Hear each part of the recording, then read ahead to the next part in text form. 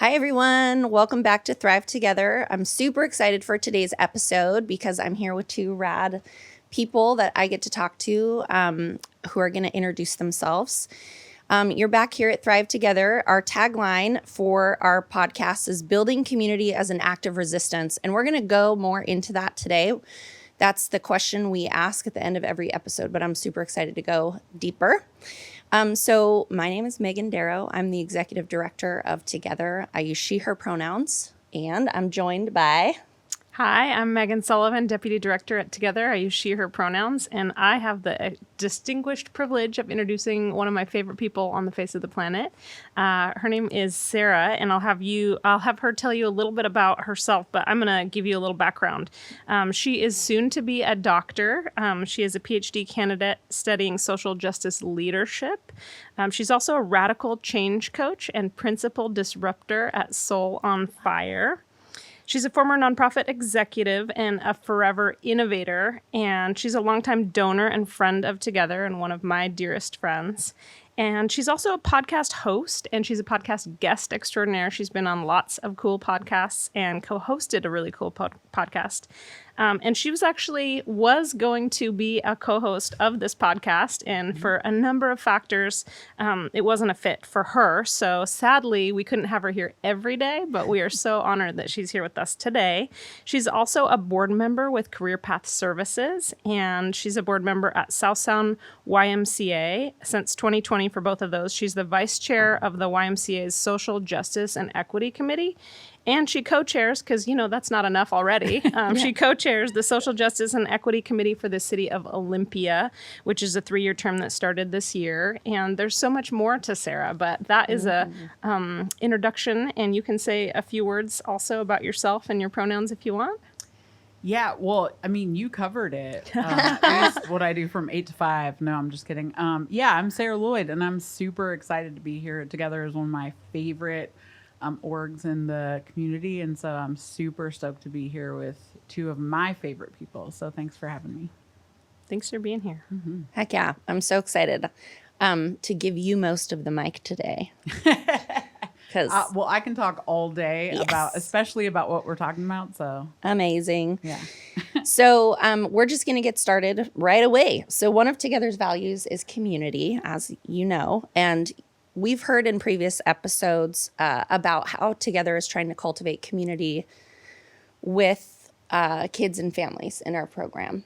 And we truly believe at Together that community is the vehicle for healing and for thriving.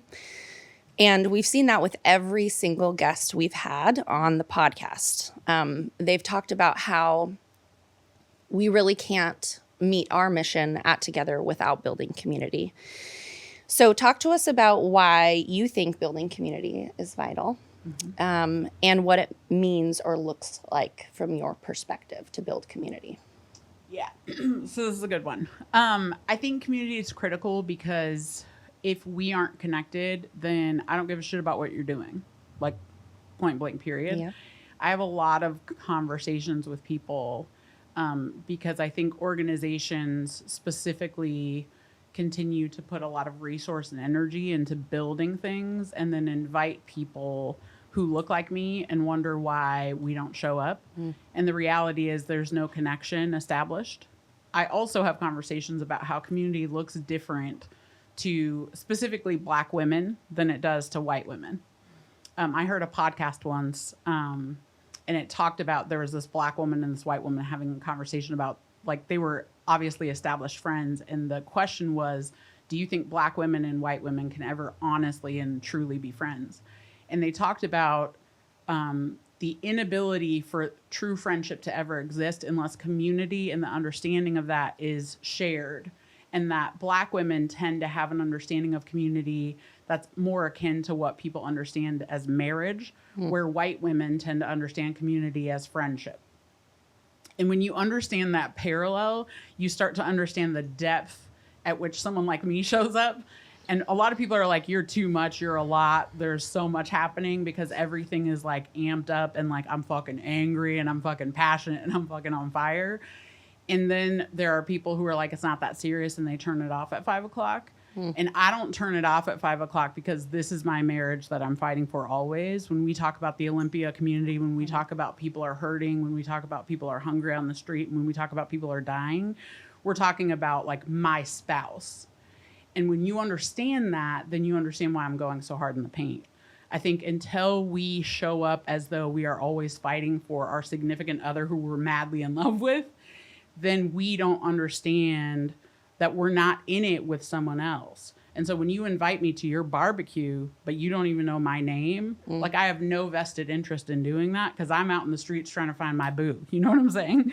And so I think it's really important for us to invest in these relationships. Like we give a shit about who we see standing across from us.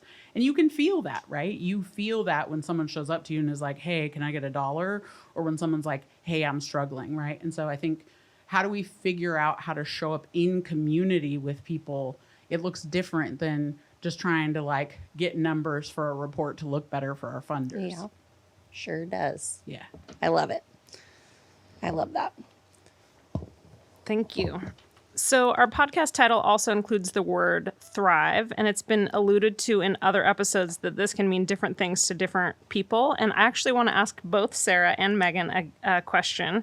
What is thriving to you, and what does it mean to you when we talk about thriving together? I love it. Yeah, I mean, Sarah, you just touched on a whole bunch of things as I was preparing to talk about, what does thriving mean for me and what does thriving mean for our community? And when we show up in community with kids and we're building community with kids, like what does that mean in our mission, right?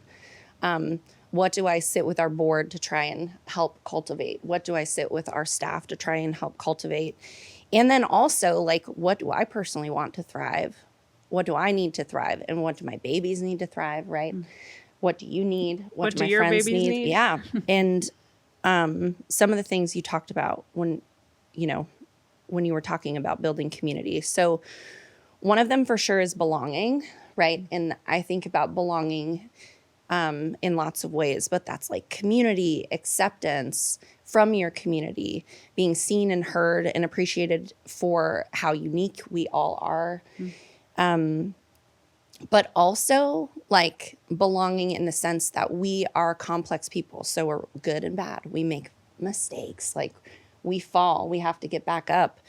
And all those ways we show up needs to be accepted, right? Tolerated sometimes, right? And it just needs to be expected that we are going to fall and we are going to need help, right? And that is what belonging is to me. I also think to thrive, we need honesty and transparency from our communities, from our leaders, from our systems, from our teachers, from our parents. And I think about that going back to an episode with Emily McMason, who talked about like the trauma that we're feeling as a community around COVID, right? And that maybe what adults need to do is be transparent and honest with kids. That like, dude, this was hard. This happened. I don't know what to do. We don't know what to do. We don't know if it's going to happen again. Like that shit is transparent and honest, right? And I feel like we need that to thrive because the world is complex, right? This one was hard for me to say and to write down here because I I want to put this in with community, but I also think to thrive, we need autonomy and control, but not without community, right? Because I don't want that to be like the fierce individualism to make your own choices that affect other people, right? I mean autonomy and control to decide what you want to be, who you want to be, who you want to love, what community you want to build and be in, but also in context that your choices and what you do affects other people, right?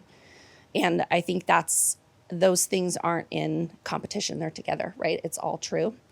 Adequate resources, of course, to thrive, right? And I say of course, but I feel in our society, we still haven't heard that and got that, right? That we do need adequate resources. We need food, we need shelter, we need healthcare, we need education. Those are basic level things that we do, and kids and families, all of us need to thrive. And I think around those resources, the idea that there isn't scarcity, right? I think about how kids are hurting and how, families are hurting, and how society sometimes makes us feel like if they have it, we can't have it, right? If there's belonging for you, there can't be belonging for me. Or if there's food for you, there's not enough over here, right? And I just think that idea around our basic needs needs to be liberated, that we have abundance. And then, of course, safety, which I know we're going to talk a little bit more. But I do think, to thrive, there needs to be safety. But I'm very intentional on how I say safety, which is to be who we are, safety to build community. And most importantly, I think safety to make mistakes and know we'll be held by our community, right? And by our community with love, with forgiveness, but also with accountability, right? So that's what I think it is to thrive, which is a long definition, but I want to touch on all of it. I love that. I don't think my answer is much different than that. I think it would just add some pieces. I think, so one of the, you have to forgive me because I'm like hella street plus hella academic, right? And so we, it's both and. So one of the theories that is most widely accepted throughout every discipline is Maslow's hierarchy of needs. So a couple things about that theory. Number one, he never designed it as a hierarchy. So he never suggested that it is progressive and linear. However, it is how we work as people. The number two, the main grief with his theory is less about the theory itself and more about how he got it. And so that doesn't harm the integrity of the work. It's more about the logistics and who you honor as you acknowledge it. Like he built it in observation of Native peoples, for instance. And so like, it's important to speak to like, how did we get this information and how do you honor the first peoples and things like that. Number three, late in his life, he realized that the typical 5-stage theory that ends in self-actualization was not it, and that he missed something, and there's actually 6 levels. So I say all of that to say what you just described is literally Maslow's hierarchy of needs, the 5 levels of like, first you need basic needs and safety, then you need belonging, then you need esteem. You use different language, but basically like, do people trust me and do I trust myself? And then like, can I be my best self? The 6th level is transcendence, self-transcendence. And in that self-transcendence, what you're able to do is bring your best self in service of a single cause, and then you're connected to the divine. And whatever divine looks like for you, you might be spiritual, you might be Christian, you might be whatever, but that divine connection has accountability. So that accountability has you doing the right thing in service of community inside of that single cause. Right. I think when you can self-transcend so that you're serving your community, bringing your best self and you're serving that single cause, that's thriving. Because it inherently means that you've met all of the other basic needs, right? So if I can show up and be like, oh, what I'm supposed to be doing is picking up this garbage and doing it like I am living my best fucking life picking up this garbage. And I know that people now are living in clean environments because of that. And I know how this is moving forward public health. And so I'm doing that and I'm just like living my best life every day. Then inherently that means my family can eat. That inherently means like I know that I matter in this community. And so I think that's thriving. I think where we miss the mark is that we exist in places where we're doing pieces of that and not all of that. And so like I'm picking up the garbage and then I go home and I'm not sure if I can pay rent, right? And so I think wherever we miss Maslow's hierarchy of needs, we're failing. I think if I go into conflict with someone and I don't acknowledge Maslow's hierarchy of needs as I'm speaking to that person, I'm failing. And so I think it's really looking at Maslow's hierarchy of needs with the 6 stages ending in transcendence, self-transcendence, that we allow ourselves and others to thrive.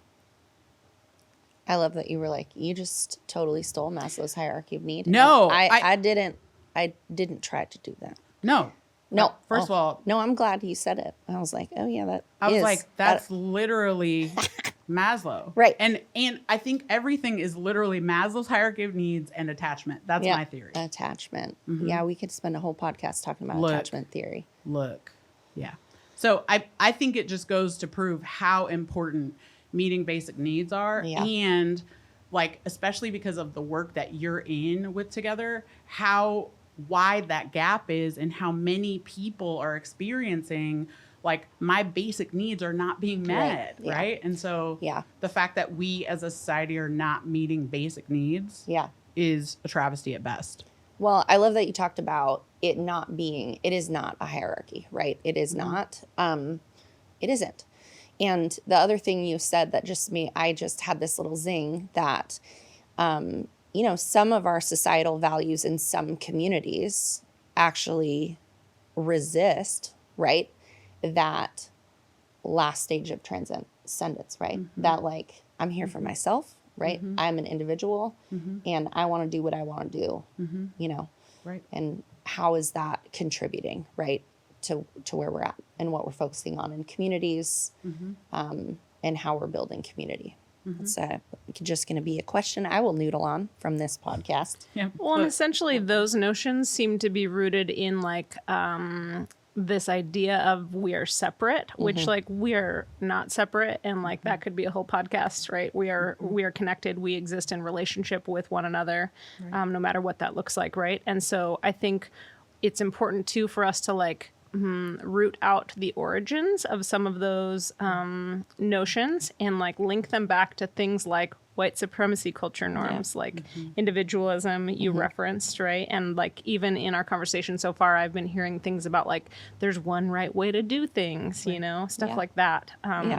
And that's kind of like the peeling of the layers of the onion, especially like the work, as I see it, of myself as a white person and us as white people, you know, working in community is to like keep looking for where that exists in myself and where that exists in our organizations so that our programs and our services are better, you know, centered around the needs of those folks that are disproportionately impacted by our systems. Because that's something else that we like have danced around in this conversation and have not labeled, which is like, yes, there are people who are hungry, and yes, there are people who are houseless, and other podcasts have covered like who are the young people that are houseless and why are they houseless, and you know, it's not just, you know, predominantly LGBTQ young people, it's also young people of color because of racism and you know, structural and systemic inequity. Right.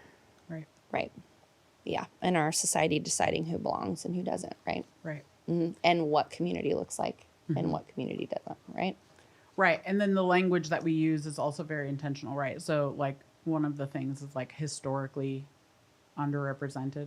Yeah. Which makes it seem like it was yesterday and beyond instead of like present day, right? So like systemically marginalized versus historically marginalized, right? Changes the responsibility to like, this is a real time thing that's happening.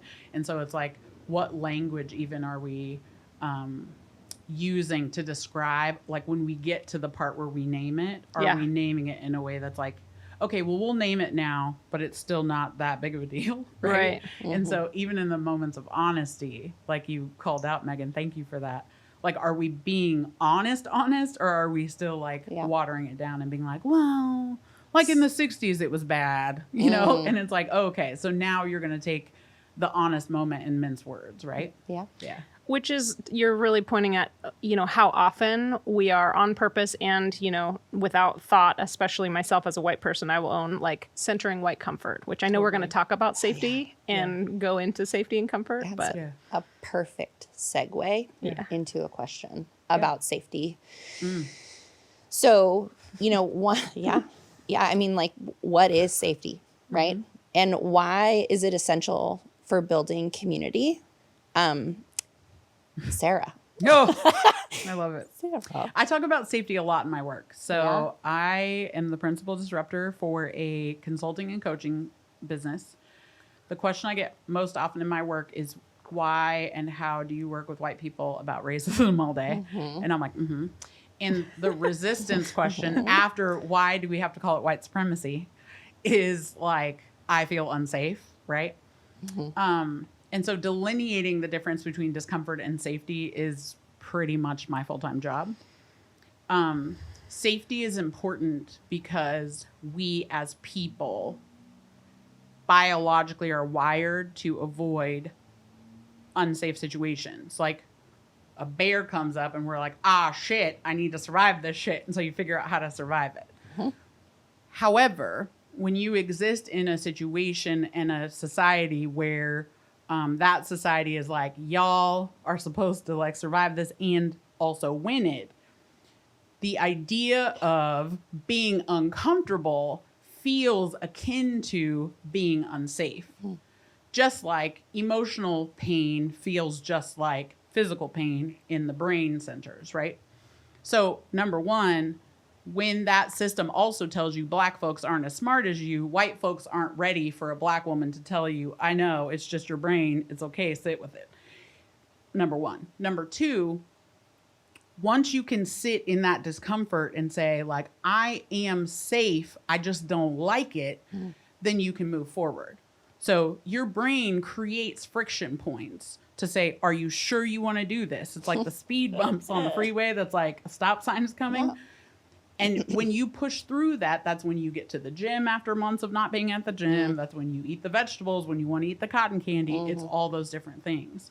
So us understanding the role of discomfort in growth is important. The second part is understanding that when we're in dynamics where we feel comfortable and then all of a sudden discomfort is present, it's not creating anything because nothing is new. That's a universal principle. What happened is the discomfort moved. And what that means, if you're in space where there's mostly white folks and there are some black folks or brown folks or Asian folks, is that they shared something with you that they have been holding in absence of you holding it. And that's an investment in relationship. So they didn't like all of a sudden say, you know, bibbity bop, bibbity boo, discomfort. Like that existed all the time and they were carrying it without you. And so if we're going to be in this work together, you get to get your hands dirty and touch the discomfort. Because the reality is I've been holding it this whole fucking time without your help. And so if you say, I'm in this work with you, and then I'm carrying 10,000 pounds by myself, I'm definitely going to shove it over to you and be like, lift your fucking corner then. And so discomfort is never created, it's moved. And what I'm asking you to do is help me carry it. Yeah. And that's what safety is about. Safety is understanding like at all times, I feel unsafe. When I wake up each morning, I say a prayer and I say, let me get home to my girls tonight. Because the reality is being pulled over for going 5 over could end in death for me in Olympia, Washington. And my white colleagues don't have to say that prayer. And it's 2022. And every time I have that conversation, because people are like, oh, you're charged up, you're angry, the white people are uncomfortable. I'm like, great, be uncomfortable. Yeah. I'm still unsafe. And until we address that, we're talking about my survival and your comfort. And that will never be the same conversation. It just won't. So I want to talk about my safety. I want to get off your fucking comfort and I want to talk about my safety. Because these conversations about DEI never get to how the fuck do we get Sarah safely home to her girls each night? They don't. Yeah. We talk about training and development and skills so that y'all can feel better about these conversations. And so we still aren't talking about safety. No. So when do we get to a point where we stop centering the people who just now are figuring out, I say that prayer every morning? Thank you for sharing that. Yeah. Yeah. I hope people are listening to this. I do. Because that, I mean, what you just said is what I feel youth are saying in the data that we look at. Yeah. That is what's happening, right? Just this morning to prepare for this conversation, I looked at data because the other thing why people like to do is look at data. We don't like to hear the story. No. Right? We don't want to hear the story or believe the story. We got, well, what does the data say? Right? And so I want to acknowledge that. But I also want to explain this in a way, the way that I see this data. So I looked at the Healthy Youth Survey data this morning, right? And I've been thinking about safety a lot. Schools are talking a lot about emotional safety in schools, social emotional learning, which is all, we're really talking about safety here, right? We see that kids don't feel safe in school. And disproportionately, students of color and LGBTQ plus kids are off the charts, not feeling safe. Right. They are worried, right? What it's showing in the Healthy Youth Survey, I'm going to find my notes here. 71% of 10th graders felt nervous or anxious in the past 2 weeks to the point where they couldn't do their everyday activities. 71%. For students of color, that was near 80%, right? For LGBTQ plus youth, also near 80%, right? 59% were unable to stop worrying in the past 2 weeks. They could not stop worrying. And when I look at that, and I think about the interventions we're doing in schools or the social emotional learning, even that Together's getting wrapped up in around building resilience, right? About talking about resilience. Resilience, wait, that is focusing on a person's ability to put up with what they feel worried about or unsafe, right? And it is like, wait. What questions are we missing, adults? What are we not asking? We ask, are you worried? But we don't ask why you're worried, right? We make assumptions about it, right? But the stories are there. You just told the story, right? You just told the story. And why can we not listen to that story and talk about what keeps me up at night, which is the container that we have kids in at school or in our programs or our youth programs, right? The society and culture and norms that have culture it and be. norms, yes, that have it be so, right? I talk a lot, I use the word container. What container are they in? We focus so much on the individual behavior, or if there's a chemical imbalance, how can we fix the kid? It's like, wait a second. How can we fix racism, transphobia? How can we fix Economic injustice so that kids aren't carrying that fear? Yeah. And it's wild too, because it's like, so I have 2 middle schoolers now, and they're both female. So first of all, pray for me. Second of all, last year I had this like major situation at the middle school in which long story short, there was a 6th grade welcome night. They were doing a slide presentation. The white female principal was doing a slide presentation. This was 12 days after Uvalde. There was an update about what they're doing about mass shootings in schools. This was the second time I had raised my hand to be like, ooh, real quick, I'm going to need you to stop talking. And at one point, we all know I know social cues. That's how I've survived into a PhD program as a Black woman. And at one point, I interrupted this woman. Okay, I'm in an auditorium of about 700 people. And I was like, ooh, real quick, Dr. Sarah Lloyd here. I'm just going to check in. And it ended with me, fast forward to the end, being escorted out of the building. Oh. Okay. We can fill in the middle later.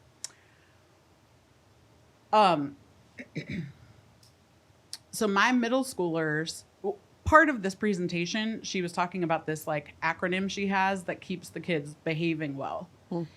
Part of that acronym is, she said, for instance, I can go up to the children and say, I like you better at a 2. And then they will silence themselves quickly. And it is amazing.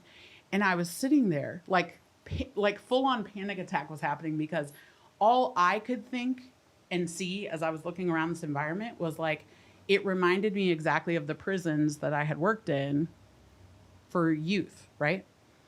And so it made me think about like, and now as we're talking about this, it makes me think about like in times when I'm in distress, like when my mom died, for instance.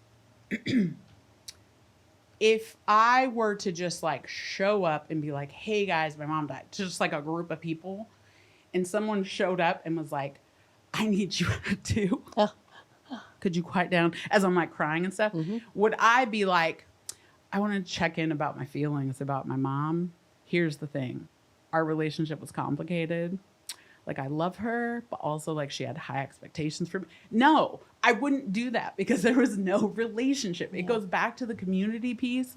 It goes back to the safety piece. Like all these things, like the Maslow's hierarchy of needs. It's like, here's the thing. You want to talk about container, these schools, despite the fact that like staff members come in, and I want to assume and broadly assume people come into this context with real, genuine care for students.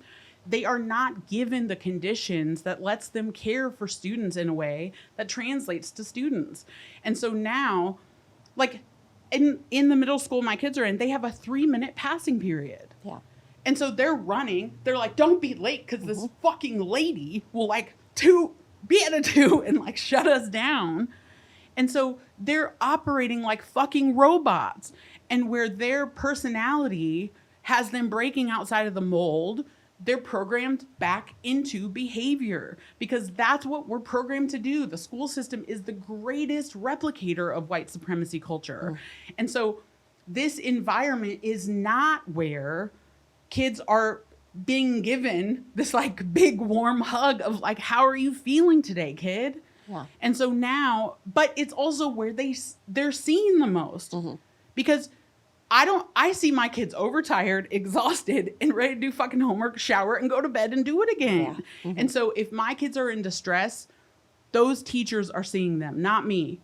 I see them at the end of the day and I'm like, how's your day? And they're like, fine. And I'm like, oh Lord, the roller coaster of emo teens, right? And so the reality is I am in partnership with an absentee parent who doesn't give a fuck about my kids because they don't have the bandwidth or time. And so how, with that resource, are they or am I supposed to respond in kind? It's like me showing up in the middle of Walmart and being like, I'm in emotional distress. Will someone help me? Yeah. It's like those people might be caring people, but they have no investment, no time, and no bandwidth, right? They're on lunch break. Yeah. And so it's like, how do we better equip people to have the bandwidth, skill, and resource to say, Megan, you did that thing with your eyebrows. Like, what's happening? Yeah.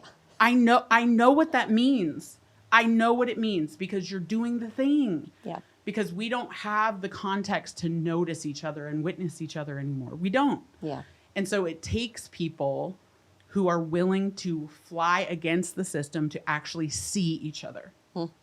I think that's why, I mean, we'll talk about how great I am for a second. I think that's why I'm special, or I seem special in ordinary circumstances. I don't do I cuss way too much. And people are like, oh, yeah, that's too much.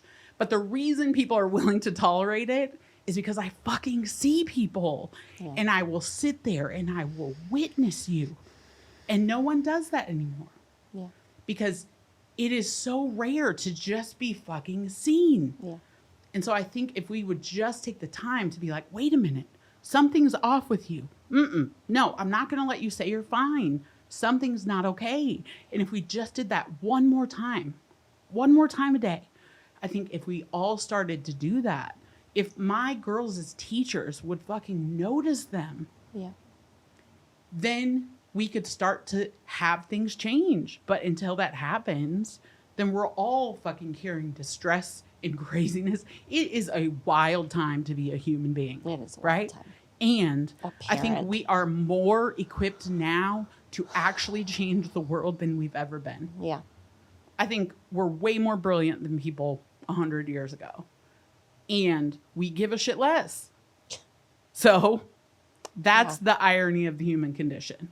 We are more capable and we don't give a fuck.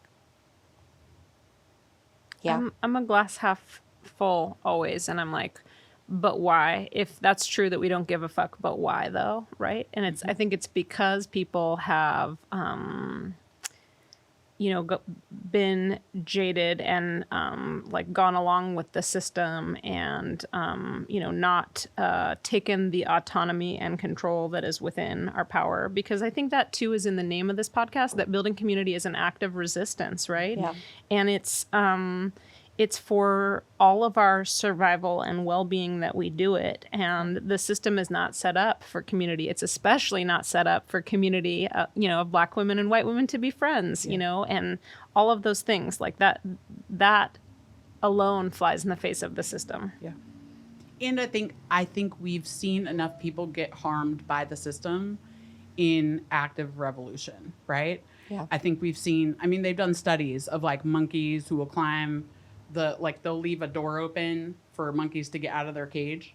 And one monkey will be like, oh, shoot, let's get out. And then they'll like electrocute that monkey. Mm-hmm. And then they've done studies where like they'll phase out the monkeys one at a time. And so that there will be a brand new group of monkeys so that none of the monkeys have actually seen the one monkey get electrocuted.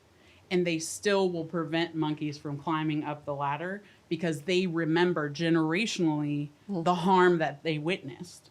And so I think we've seen people fight the good fight and get harmed. And so we're like, Megan, don't do it. You know what happens, right? And so I think we as people also have to start protecting, right? Like I've been in situations where I'm like, no, I gotta fucking say it, right? Because there's, believe it or not, plenty of things I don't say. Wild. But I've been in situations where people are like, you're on your own. I also have been in situations where people are like, oh, hell no. And they physically provide barriers for me because they're like, she said what she fucking said, right? Yeah. And that's rare.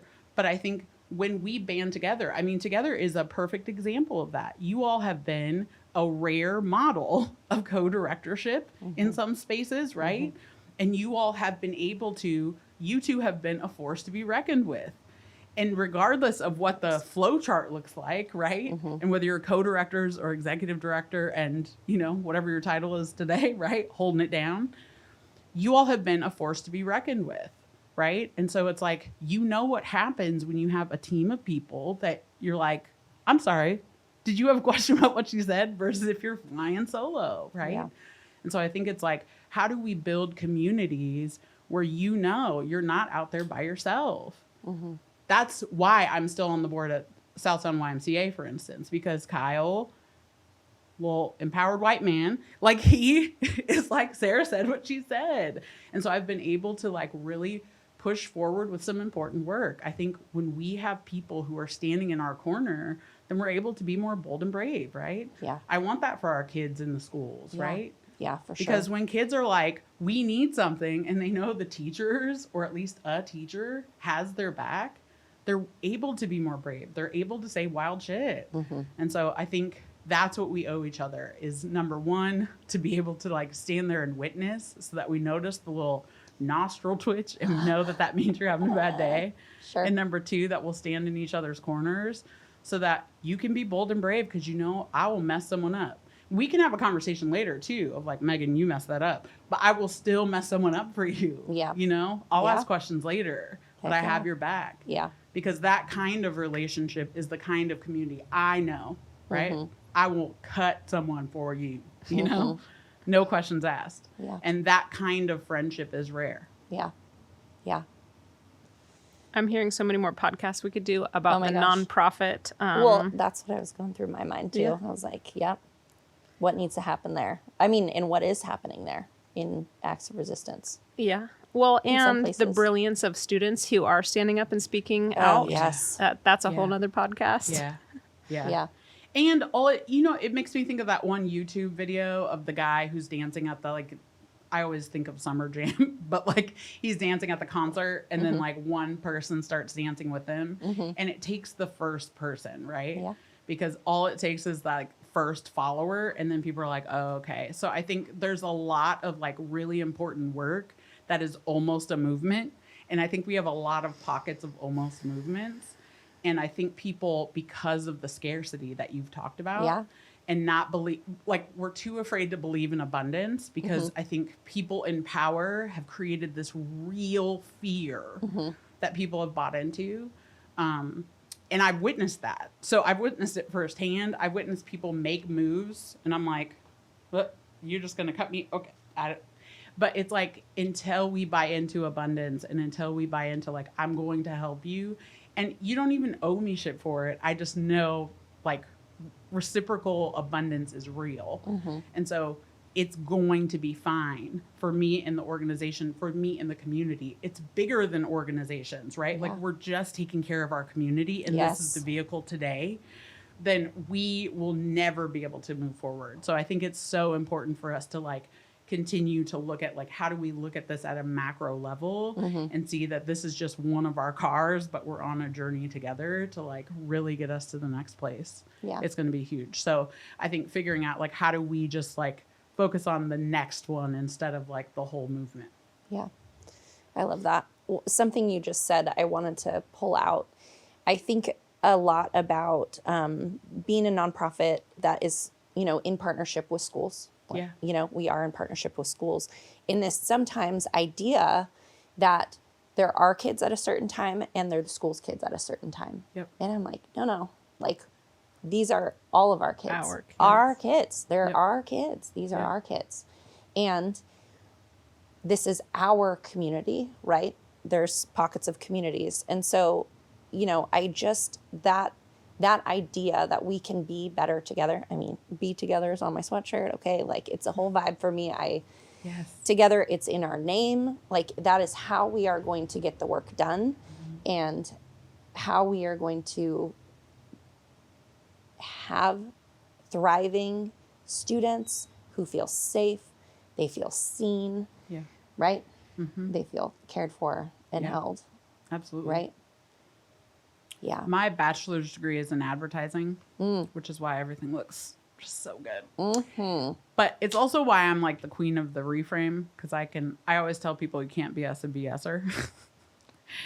Sometimes I think where partnership efforts fall short is like you haven't found the sales pitch for the people yet. Like one time I was talking to someone and they were like, oh, well, school officials just don't give a fuck about kids. And I was like, that is a bold statement. I don't think that's actually true. I just don't think you found the way that they care about your fucking initiative. That's what I think.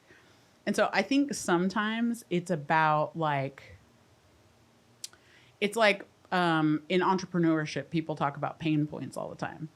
And if you're trying to sell, let's say coaching, for instance, and you're like, I'm a coach and you can work with me, people don't give a shit. But if you're like, are you tired of crying every night and eating a gallon of ice cream as you go to bed? People will be like, I am. And then they'll come to you. Yeah. What I'm not saying is like sell the heartbreak. What I am saying is sometimes in partnerships, we haven't found the reason that people want to work with us. And because of that, we haven't found a reason why like people would give a shit about the relationship. Yeah. And I know that like in youth programs, for instance, I would hit my head against the wall trying to be like, you want me here. And people would be like, we don't, though. You're kind of a pain in the ass. And then I would be like, actually, you know? Yeah. And so sometimes I think the partnership is not yet optimized because I haven't figured out what it is I'm adding value for. And because of that, it's not lean yet. Like there's a lot of overlap, right? So for instance, maybe I'm just another fucking staff member that all the staff are tripping over and they're like, why is she here all the time? But I could do something different. And I think that's what the system needs to do a better job of is figuring out like, what is it you actually need? So like with the why, for instance, one of the things we've created this new position to do community engagement. And one of the things I'm like, before you start initiatives, ask people what they want the why to look like. Instead of being like, you know what we need to do? These 19 things. It's like, you're going to read design. Guaranteed 12 of those is going to be replication. Yeah. Because we're great at replicating things. Like, what do people want the why to look like? And guaranteed we're going to come up with some shit we've never thought of, right? And so I think co-creation and engaging with the community in that way is so important. Yeah. And same with stakeholders, right? And so I wonder what educators and students need from together in the next era of what it looks like to change the game. That's great. I love that question. Especially because in a rigid system, y'all are a lot more adaptable than the rigid system, right? Yep. Yeah, we are. We can be on good days. Yeah. on good days. And I think that's kind of a good way to frame like how our work has evolved too, Yeah. because our work has been evolving. It has always been about bringing together community and building community, but the what has been very different, and some of the like motives and underlying values and beliefs Yeah. have really shifted a lot For sure. as we have begun to ask those questions of students and parents of, you know, what would you have this program look like, or what Right. do you need? And, you know, for example, one of our 3 programs, Clubhouse, a before and after school and summer program, 4 or 5 years ago, we asked parents, what do you really need from us here? And they said, we need all of the information and materials to be bilingual, and we want you to be speaking in Spanish and English to our kids. And so over about 4 years, that has, you know, birthed a bilingual program that has taken many forms and is still Yeah. evolving. Yeah. So Yeah. that raises a question that I have for you all, actually, which is because, you know, I feel like not everybody understands how Dope Together is. And I'm thinking of like things I've heard about Together, which includes like your guys' roots, right? Are in like, you came from like the war on drugs era, right? Yep. And it was like super abstinence based, right? And then Drug-free some people are like, communities. yeah, and then they just like dropped the like prevention, and now they're doing some other stuff. So if people were like, what is your mission? What would you say, and how do you roll it out? Like, could you tell me the 30-second speech? Yeah. As Or a 3-minute. yeah, or or a 3 minute. I'm three- like 30 yeah, I've- seconds. Yeah, 30 You're like, seconds. 30 That got me. seconds. Right. Our work is based on public health science. The understanding of public health science 33 years ago was rooted in the war on drugs. You know, it, without overcomplicating, said that there are common risk factors and common protective factors that either increase the risk or, you know, protect and prevent a whole range of, we'll call them problem outcomes, right? And we know so much more now than we did then. Like, no one was talking about racism and transphobia Yeah. when this science emerged, right? And there wasn't the collective critical analysis in our field about overlaying, you know, what is called the social determinants of health and looking at disparity data, which is just fancy white people comfort language for saying, you know, the outcomes for Black and brown people are different and they are not as good. And it's because of the way white supremacy culture norms exist in our institutions and in people. Yeah. Yeah. Yeah. So now it's evolved, right? And we're really focused on, to use really academic speak, right? We're focused on upstream, like the why. Like we ask why, like why?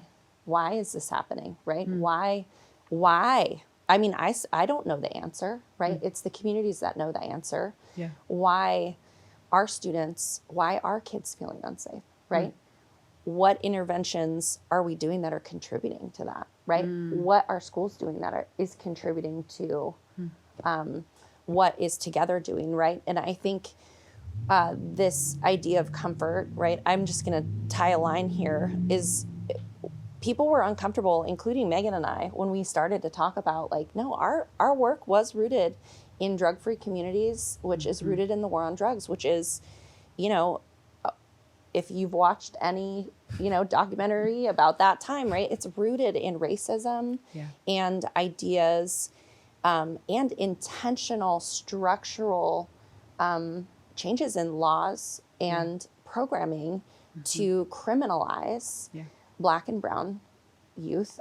And that's where we started, right? And so although those weren't explicit values, right, said out loud at Together, we do have to own, like, we've learned so much, right?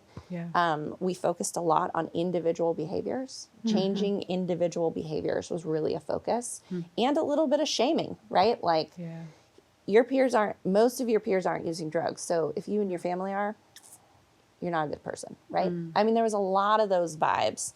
And, you know, I mean, you and I think both knew that wasn't right? That's not the vibes that communities need to thrive, right? We need to pull people in. We need to look at the containers. We need to look at what our society is valuing and saying to youth about who they are, about who their community is. And we need to change that. Yeah. Right? That's what we need to change. Yeah. Right? We don't need to change people. Right? And so that is the speech. And it's a far way, right? Like we still get calls. Can you come in and talk about drugs? Right? In the classroom? Like, no, we don't have anybody who does that anymore, right? We're not doing that anymore. Calls for DARE officers. Yeah, sure. Like shout out to DARE. I know. Shout out to DARE, which I'm just going to use this moment in this podcast that DARE has been disproved. Like it is not, it didn't work, right? It didn't work. It just didn't. Nope. Right? I mean, we look at whether all of our programs are, are we doing harm? Are we doing good? Right? Yeah. DARE was seen to do harm, right? Yeah. And we still, and that is a fragile place for some people who did that. I mean, shit, I was involved in some of that. Right. As a kid, I had the t-shirt. Look. I had the t-shirt. And Together paid for DARE programming back in the day, right? We were involved in it. And it's okay to say, even if we're uncomfortable, we're safe in saying we were wrong. Yeah. Right? We were wrong. Yeah. And we want our organization to be better. It's not about the organization, it's about the community, right? And we got to move on to thrive together, right? Yeah. We've got to move on. We got to be better. We got to know when we mess up. We got to say when we mess up. And then we've got to get up again and try better, right? And that's what I want my kids to know. That's what I want every kid to know. Like, if you mess up in your community, you're not going to be thrown away, right? We love you. We love you. We want you. And we want the mistakes. And we want the brilliance, right? It's dope. And I don't know that our community says that all the time. But that's what I want Together to say. One thing I would add to that is like, there's a familiar saying of like, and often it's said about government. It's like, I'm here from the government to help. And it's like, but what does the government know about what kind of help is needed depending on the community and where they're showing up, right? But I think that while well-meaning, that was kind of a lens you could use to look at early Together work was like, Together was implementing solutions that well-meaning predominantly white people sitting in a room, maybe 10 of them, thought up, right? Instead of asking communities what they needed. And I do think that's what's so different about our work now is that instead of even telling kids, here's what you need, or parents, here's what you need, it is, what do you need? Tell us what you need. Like, for example, in our community schools program, when kids show up and if they have a hole in their shoes and all they want is a granola bars, we're not going to be like, here, take these shoes. But after they're taking granola bars for weeks, they're like, I heard, Miss Sarah, that you have shoes. Right. And it's like, Right. yes, we do. Like, would you like Nikes or Vans, or tell me what you're looking for and we'll get you taken care of. Yeah. Yep. That's so good. Yeah. That made me think of two things. One, why I think it's so important. One of the tenets of the work that I do with the organizations I work with is to trust communities. And I think that's why it matters. One of the reasons it matters is because there are so many contexts in which I speak my truth, capital T, truth, and it's discounted. And I think it's so, it flies in the face of relationship building, right? Because it's like, I tell you like, hey, I'm hurting. And then you're like, are you hurting really? And I'm like, okay. So coming back to that moment, right, of like, I'm coming with holy shoes and I'm like, I need a granola bar. And you're like, right, but let's talk about your shoes though. And I'm like, I need a granola bar. And each interaction that I come up to you for is a battle and I don't have the energy for it, right? And so then it's like, I got another flyer to another one of your fucking events. And I'm like, I'm good on it because it's so exhausting, right?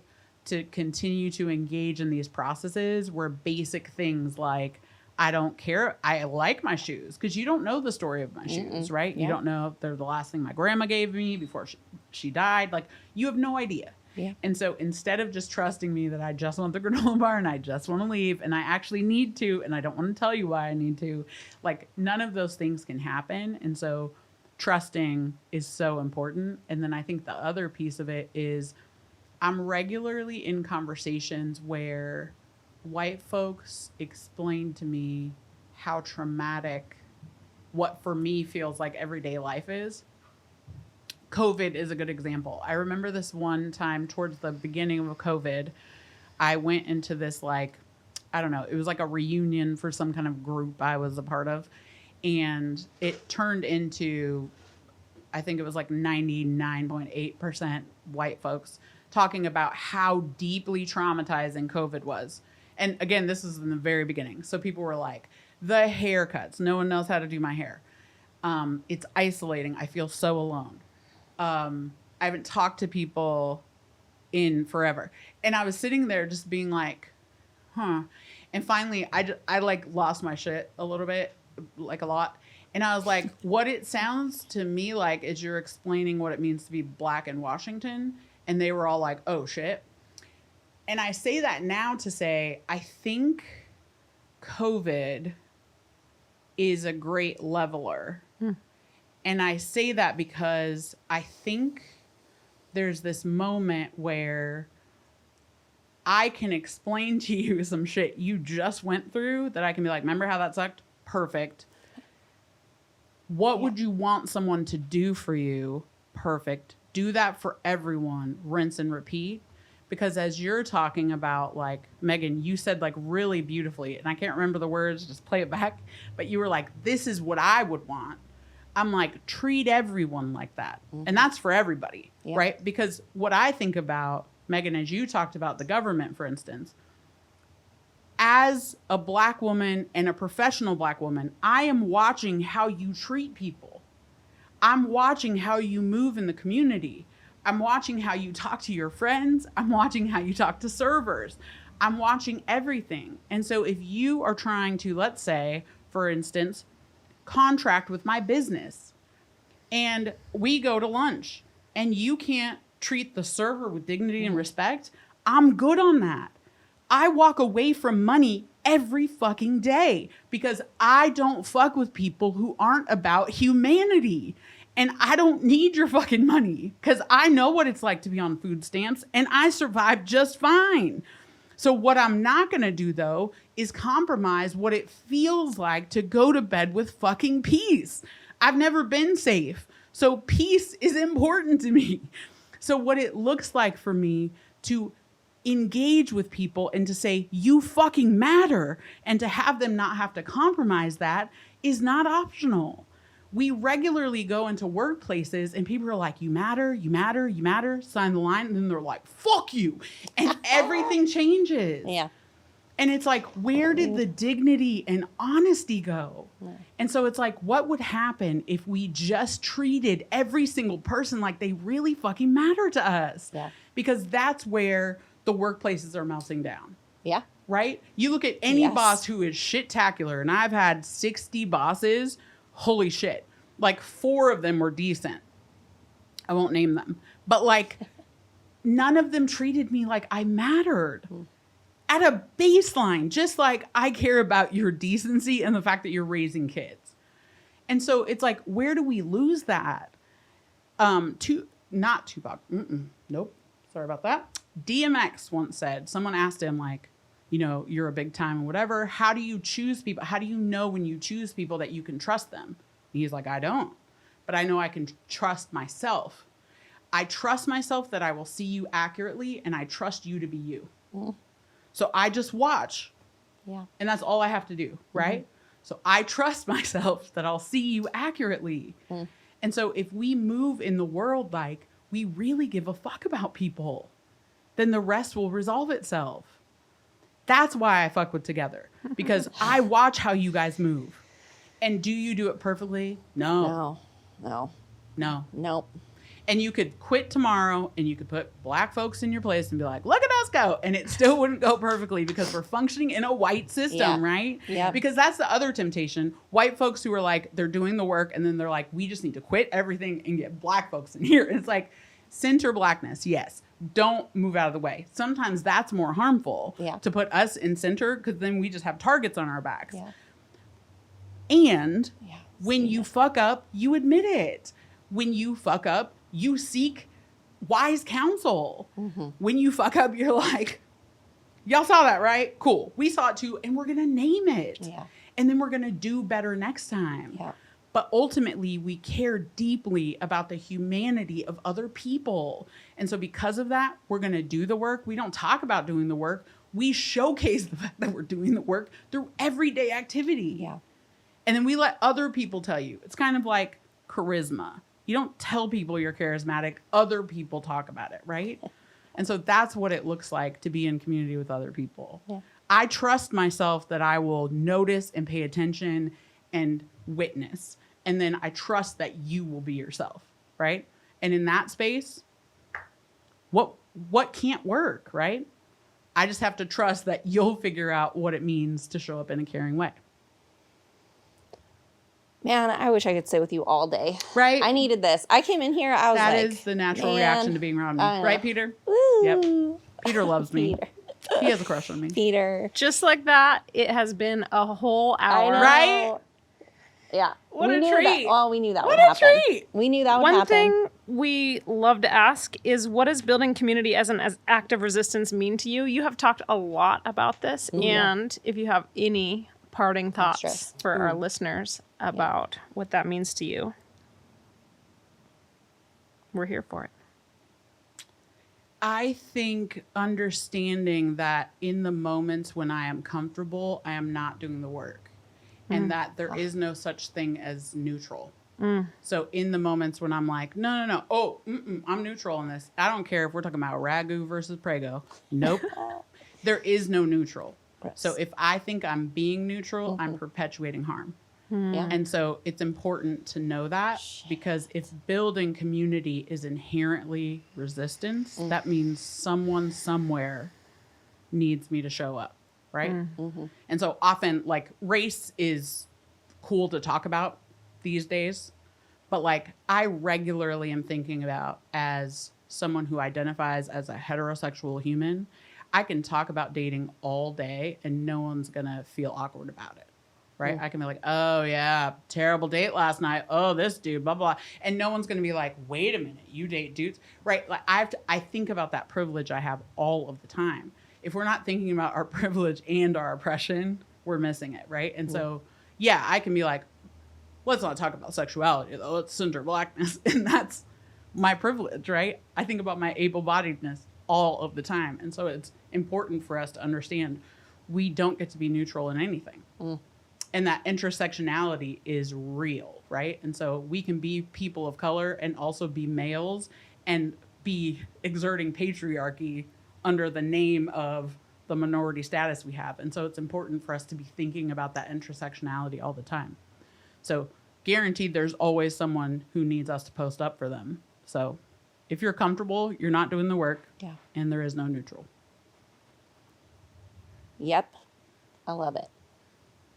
Mic drop. And you. Drop Yeah, it. Drop. love I know, you right? so much. This Yeah. has been phenomenal. This is the I love best. you guys more. Thanks for having me. Yeah. Thank you for coming. Of course. Yeah, Anytime. thank you.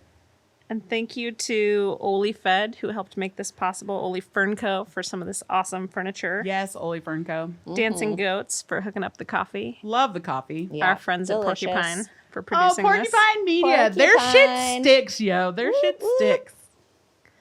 Thank you again. Bye. Bye, everybody.